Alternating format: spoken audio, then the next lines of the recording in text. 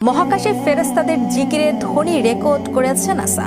1400 বছর আগে মহানবী সাল্লাল্লাহু আলাইহি ওয়াসাল্লাম বলেছিলেন, আকাশের প্রতিটি অংশে ফেরেশতারা সিজদায় লিপ্ত এবং আল্লাহর জিকিরে ব্যস্ত। তাহলে এবার কি সেই সত্যের প্রমাণ পেল বিজ্ঞান? বিস্তারিত থাকছে ডেস্ক রিপোর্টে। আবু দার রাদিয়াল্লাহু তাআলা আনহু বলেন, রাসূলুল্লাহ সাল্লাল্লাহু আলাইহি সাল্লাম যখন মিরাজ থেকে ফিরে আসেন তখন তাকে প্রশ্ন করা হয়, আপনি আকাশে কি দেখেছেন বা কি শুনেছেন? উত্তরে তিনি বলেন, আমি যা দেখেছি তোমরা তা দেখো না, আর আমি যা শুনেছি তোমরা তা শুনো না। আকাশে প্রচন্ড কাঁপনের শব্দ হচ্ছে, আর তা হওয়ার কারণও আছে।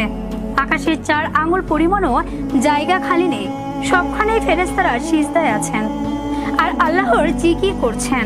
1400 বছর আগে মহানবী সাল্লাল্লাহু আলাইহি সাল্লাম বলেছিলেন, আকাশের প্রতিটি অংশে ফেরেশতারা সিজদায় লিপ্ত এবং আল্লাহর জিকিরে ব্যস্ত।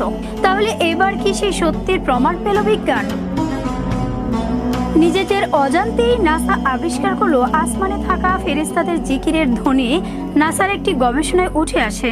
মহাশূন্যকে নিঃশব্দ ভাবা হলেও আসলে সেখানে প্রতিনিয়ত শব্দ হচ্ছে। গবেষকরা সেই শব্দ শুনে বলছেন যেন বিলিয়ন বিলিয়ন মানুষ একসঙ্গে গান গাইছেন। অথচ শবে মেরাজের রাতে রাসূলুল্লাহ সাল্লাল্লাহু আলাইহি সাল্লাম বলেছিলেন, মহাকাশে প্রতিনিয়ত ফেরেশতারা জিকির করছেন। তবে কি এবার রেকর্ড করা হলো? ফেরেশতাদের জিকিরের ধ্বনি রাসূলুল্লাহ সাল্লাল্লাহু আলাইহি সাল্লাম একটি হাদিসে বর্ণনা করেছেন। মহাকাশে প্রচন্ড ঝাঁকুনির মতো শব্দ হচ্ছে বলেন। আগে ধারণা করা হতো মহাকাশ যেহেতু একটি বায়ুশূন্য স্থান, তাই সেখানে শব্দ হওয়া সম্ভব না।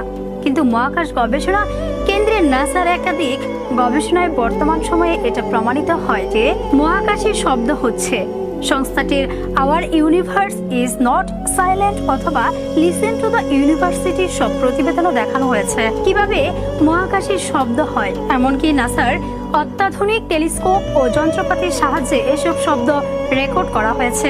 গবেষকরা বলছেন, মহাকাশে মুক্তভাবে ছড়িয়ে ছিটিয়ে থাকা বিভিন্ন কণা বা নক্ষত্রে রেডিয়েশনের কারণে এই কম্পন বা ভাইব্রেশন সৃষ্টি হয়। তার কারণে এই শব্দের উৎপত্তি শব্দগুলো ইলেকট্রোম্যাগনেটিক ওয়েভ আকারে থাকে। পরে সেগুলোকে শব্দ তরঙ্গে রূপান্তর করা হয়। একটু খেয়াল করলে দেখা যাবে যে রাসূলুল্লাহ সাল্লাল্লাহু আলাইহি সাল্লাম 1400 বছর আগেই বলেছিলেন যে আকাশে কাঁপনের শব্দ হয়।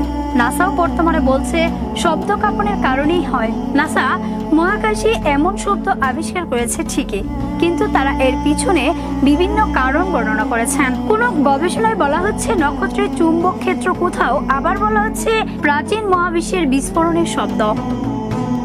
তবে শব্দগুলো মহানবী সাল্লাল্লাহু আলাইহি সাল্লামের হাদিসের বর্ণনার সাথে পুরোপুরি মিলে যায়। আসলে এই শব্দগুলো ফেরেশতাদের জিকিরের শব্দ কিনা তা আল্লাহই ভালো জানেন। এছাড়া বিজ্ঞানীদেরও এ বিষয়ে কোনো সুনির্দিষ্ট ব্যাখ্যা নেই। অনিশা জান্নাত, বিশ্ব বাংলা 24 নিউজ ডেস্ক।